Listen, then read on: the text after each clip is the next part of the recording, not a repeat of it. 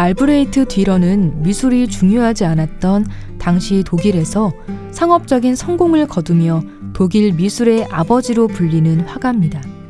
그 성공 뒤에는 여러 가지 대상을 관찰하고 끊임없이 연구하며 르네상스 미술을 배우기 위해 이탈리아로 유학까지 떠나는 듀러의 열정이 밑바탕에 있었습니다.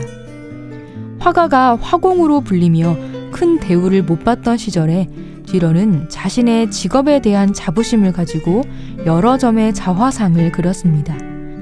이렇게 자화상을 예술의 한 장르로 만든 것은 듀러가 최초였습니다.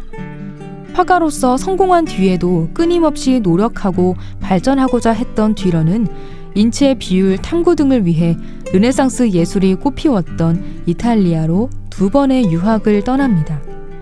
그의 작품 아담과 이브는 1505년 2번째로 이탈리아 유학을 떠난 후 그린 그림입니다. 구약성서 창세기에 담긴 인류의 시조인 아담과 이브가 사탄의 유혹에 넘어가 선악과를 따먹음으로써 원죄를 짓게 됐다는 이야기를 바탕으로 그렸습니다. 종교가 세상의 중심이자 유일한 진리였던 중세시대에는 성경의 내용에 충실해 선악과를 따먹고 에덴 동산에서 쫓겨나는 아담과 이브의 원죄를 강조해 그렸습니다. 하지만 인간 중심 사상이 나타난 르네상스 시대의 예술을 접한 듀러는 인간의 원죄라는 성경 내용보다 아담과 이브라는 인간 자체를 표현하고자 했습니다. 2개로 나눠진 그림에서 아담과 이브는 각각 사과나무 가지를 잡고 있습니다.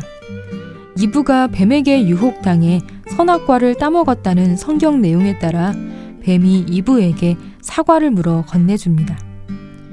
이브가 들고 있는 가지에는 1507년이라는 제작 연도와 듀러의 서명이 쓰여 있는 팻말이 걸려 있습니다. 화가로서의 자부심과 자의식이 강했던 듀러는 서명의 개념이 거의 없었던 당시에 자신의 이름 철자인 A와 D를 써서 작품마다 서명을 남겨 저작권을 분명히 했습니다. 듀러가 아담과 이브를 그린 것은 종교화가 아니라 인체를 그리기 위해서였습니다. 당시 인간의 누드를 그린다는 것은 엄격하게 금지되어 있었습니다. 하지만 성경이나 신화에 등장하는 가상의 인간이나 신의 누드는 그릴 수 있었습니다. 그래서 성경 속 인물인 아담과 이브 또한 인체를 그릴 수 있는 좋은 소재였습니다. 정확하고 이상적인 비율을 중요시한 르네상스 미술을 연구한 듀러는 이 그림을 그리기 위해 수백 명의 사람들을 만나 가장 아름다운 사람의 비율을 찾고 이론으로 정립했습니다.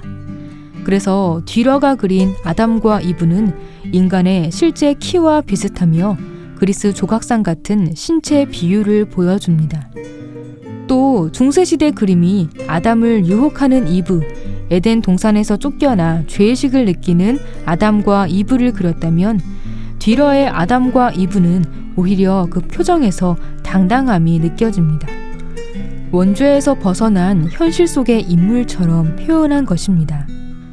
르네상스가 인간 중심 시대라고는 하지만 여전히 종교의 영향력이 막강하던 때였습니다.